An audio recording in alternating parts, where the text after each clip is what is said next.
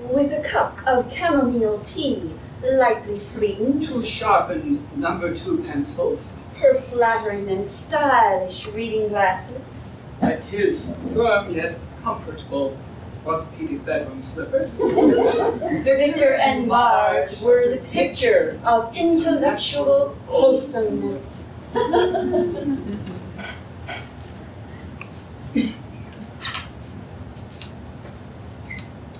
Underneath the quiet evenings of literary stimulation, however, were things of a darker nature.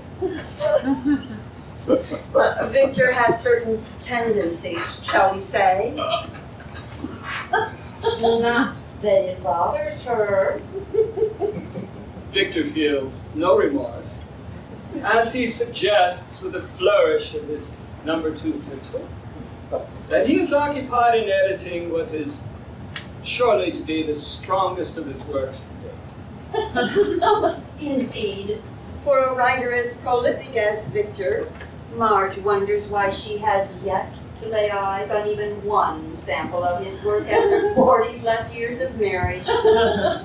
He explains, with more than a hint of condescension, that his is a tedious process, as were the processes of most of the revolutionary writers of the mid to late 20th century, as well as those of the 21st. It's all right here. He pats his pitiful stack of scribbled on half-sheets. She offers an awkward look of contempt. Whatever you say, dear. She raises her eyebrows, trying again to look reprimanding. And fails miserably. He snorts mockingly and goes back to his business, His craft. his bullshit.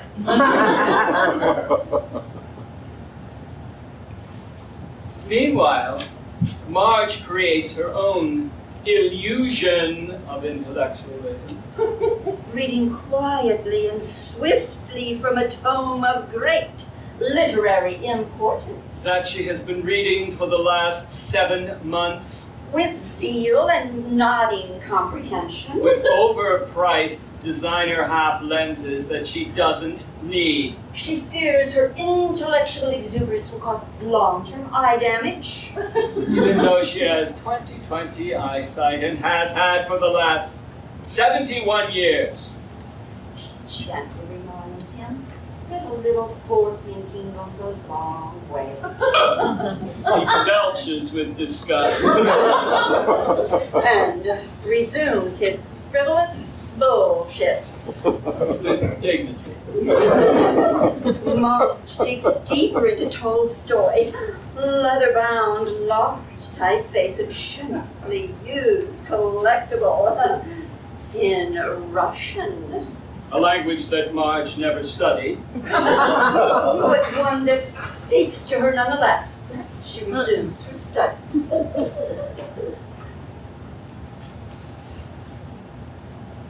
Victor notices that her page turning is at an inconsistent rate. She turns 1, 2, 3 pages at a time, and then lingers irritatingly long on 1.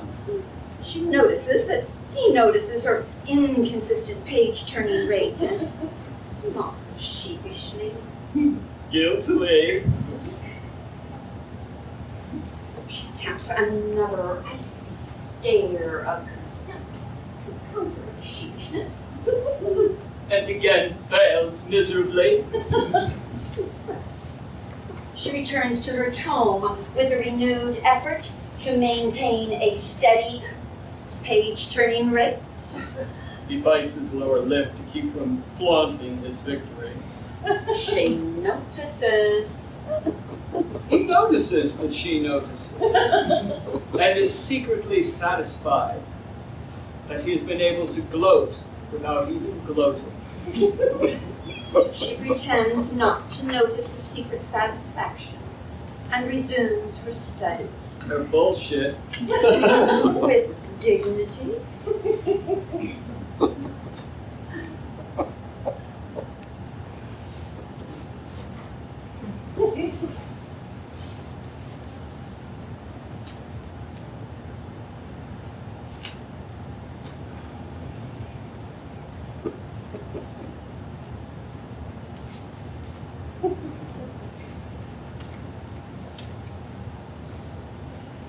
Marge makes the startling discovery that Victor, in his erudite glory, is not writing in complete sentences. His pen work is rather in short phrases and disconnected paragraphs. He feels her subtly mocking glances at his format and decides to begin writing in cursive to protect his privacy. Oh, she snickers at the remembrance that Victor never did learn to write cursive correctly. His S's and R's were a sight to behold. She watches with interest. Perspiration will develop on his forehead. Senses the perspiration and her interest. Shoots her his look of death. She hates that look and pretends that the snicker was directed at war and peace. Even though Victor knows that Tolstoy is not funny. Ostensibly returning to the illegible tome, Marge begins to daydream about the man who scribbled cursive notes in the margin. He is a scholar, a real scholar who would never belch with disgust, she contemplates, with sparkling eyes. Victor notices the sparkles in Marge's eyes and writes on his half-sheet, seeking meaningful conversationalists whose eyes sparkle with Tolstoy.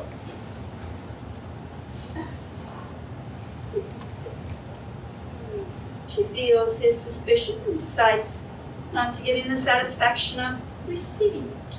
She continues reveling in literary genius.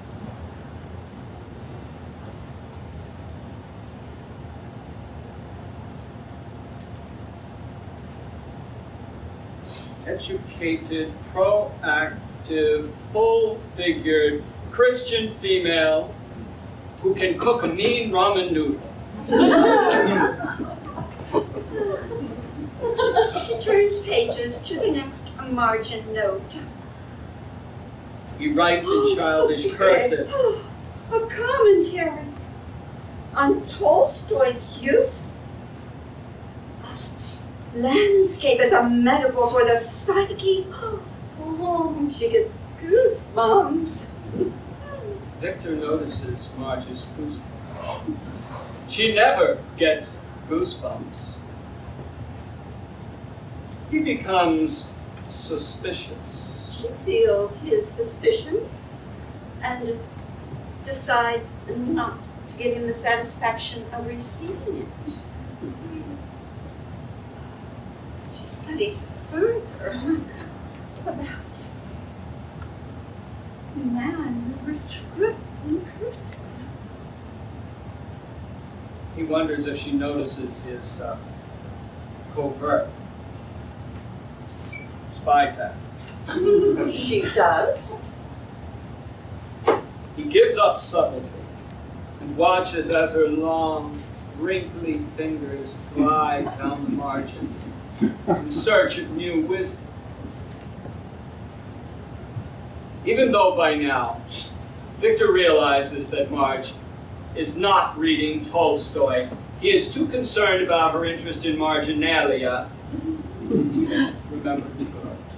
She adjusts her glasses and decides that Mr. Marginalia is British, a man of the university, a renowned author. She convinces herself that he returns her love from afar.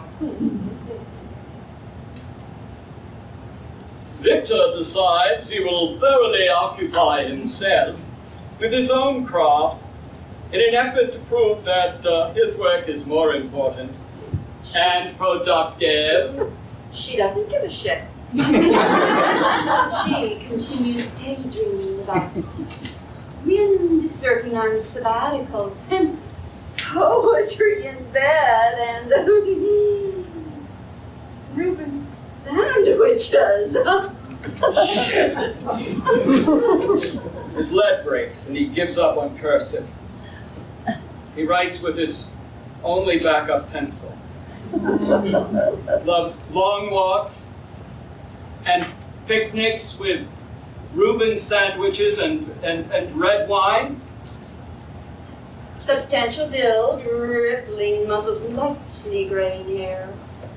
A penchant for the fine arts, ballet in particular. Male, 6'1", up-and-coming novelist, youthful at heart, sexy in a sophisticated way, loves to pamper and please. As he writes, Marge becomes aware of the desperation with which he tries to impress her. It reminds her of someone, but she can't put her finger on it. She studies the beads of sweat that caress his forehead, glittering in the lamplight. She thinks it's kind of sexy. Victor, meanwhile, reflects on Marge's goosebumps and how they become her. She quietly bookmarks page 832 and rises. He shuffles his papers to protect his privacy. He's caught off guard, like a 5-year-old with chocolate evidence. She thinks it's sex. Oh, she reaches to his forehead. And with long, wrinkly fingers and goosebumps all around. As a peace offering. He accepts.